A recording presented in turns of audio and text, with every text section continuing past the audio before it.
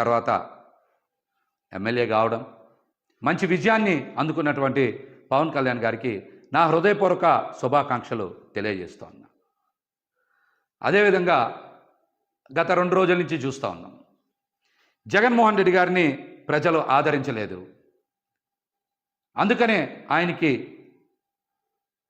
ఓటమి వచ్చింది. కేవలం 11 స్థానాలకే పరిమితం అయ్యారు. భారీ మెజార్టీలు కూటమి అభ్యర్థులకి వచ్చాయని చాలామంది మళ్ళీ విష ప్రచారం, చెడు ప్రచారం చేస్తూ ఉన్నారు. ఇందులో వాస్తవం లేదు. జగన్మోహన్ రెడ్డి గారు ప్రజల కోసం ప్రవేశపెట్టినటువంటి సంక్షేమ పథకాల్లో చాలా వరకు ప్రజలు సంతృప్తి చెందారు. జగన్మోహన్ రెడ్డి గారి వెనక ప్రయాణం చేస్తూ ఉన్నారు. జగన్మోహన్ రెడ్డి గారిని ఆదరించారని నేనైతే వ్యక్తిగతంగా భావిస్తూ ఉన్నా. ఈ రోజున మనందరికీ తెలుసు, తెలుగుదేశం పార్టీకి వచ్చినటువంటి ఓట్ల శాతం 45.6, వైఎస్ఆర్సీపీ పార్టీకి వచ్చిన ఓట్ల శాతం 40% ఓట్లు వచ్చినాయి.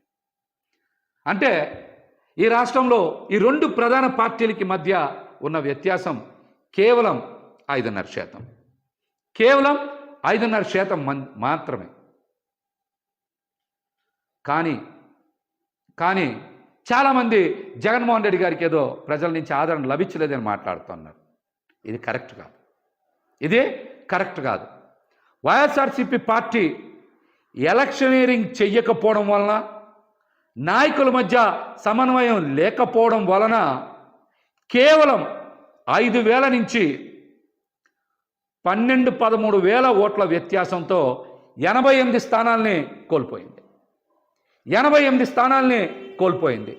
5,000 నుంచి 12-13,000 ఓట్లు గనక 88 నియోజకవర్గాల్లో సాధించుంటే ఖచ్చితంగా 88కి 11 కలుపుకొని 99, అంటే 100 నియోజకవర్గాలు గెలుచుకొని జగన్మోహన్ రెడ్డి గారు మళ్ళీ ముఖ్యమంత్రి అయ్యేవారు.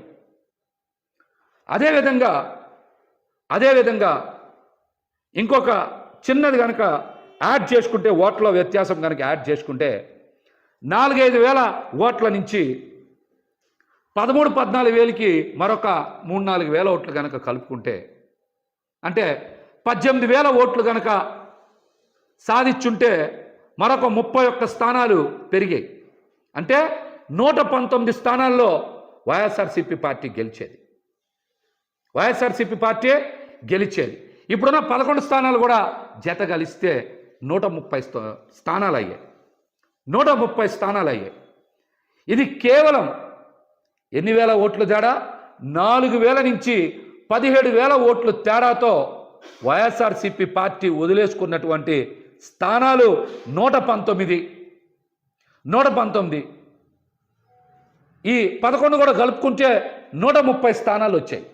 అంటే వైఎస్ఆర్సీపీ పార్టీకి మరొక 10 లక్షల ఓట్లు పడుంటే జగన్మోహన్ రెడ్డి గారు రెండోసారి ముఖ్యమంత్రి అయ్యేవారు.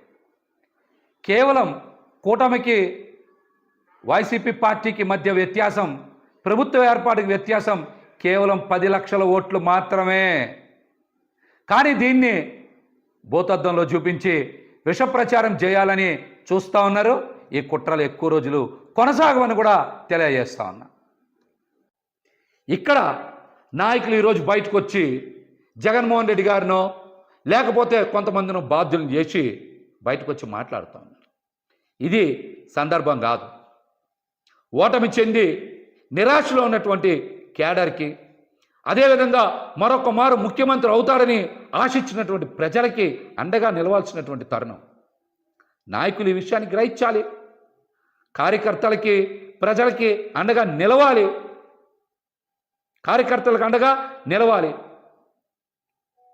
అద్భుతమైన ప్రచారం చేసి అన్ని వనరులు సమకూర్చిన తర్వాత కూడా ఓటమికి కారణం నాయకుల మధ్య సమన్వయం లేకపోవడం. రెండోది, ఖచ్చితంగా ఎలక్షనీరింగ్ చేయడంలో పార్టీ కొంత వెనకబడింది అనేటువంటి అంశం నాకైతే స్పష్టంగా కనబడుతుంది. ఇది నా వ్యక్తిగత అభిప్రాయం. ఎందుకు చెప్తున్నానంటే, గత 2 రోజుల నుంచి 90,000 మెజార్టీలు వచ్చినాయి, సూపర్ మెజార్టీలు వచ్చినాయి. చరిత్రలో కని విని ఎరగని మెజార్టీలు వచ్చినాయి అంటున్నారు. 80,000 నుంచి 90,000 మెజార్టీ వచ్చింది ముగ్గురికే కదా. 50,000 నుంచి 80,000 లోపు మెజార్టీలు మొత్తం వచ్చింది 27, 28 కదా. అంతే కదా వచ్చినాయి. మిగతా అన్ని చోట్ల కూడా జగన్మోహన్ రెడ్డి గారికి అద్భుతంగా ప్రజలు ఆదరించారు. కానీ ఇక్కడే ప్రజలందరికీ ఒక అనుమానం కలుగుతుంది. మేమందరం కూడా జగన్మోహన్ రెడ్డి గారికి ఫ్యాన్ గుర్తు మీద ఓటేశాం, కూటమికి ఇంత విజయం ఎలా లభించింది అనేటువంటి అనుమానం ఈరోజు ప్రతి ఒక్కరు చర్చ చేస్తున్నారు రాష్ట్రంలో. ఈవీఎంలు ట్యాంపర్ అయినాయా, లేకపోతే కౌంటింగ్లో ఏమైనా పొరపాట్లు జరిగినాయా? ఫలితాలకు ముందు నుంచే వైఎస్ఆర్సీపీ పార్టీ నాయకులు పెద్దలు చాలామంది కోర్టులకు వెళ్ళారు, పొరపాట్లు జరుగుతాయని చెప్పారు. అవేమీ పరిగణలోకి తీసుకోకుండా ఈ రోజున ఫలితాలు బయటకు వచ్చినాయి.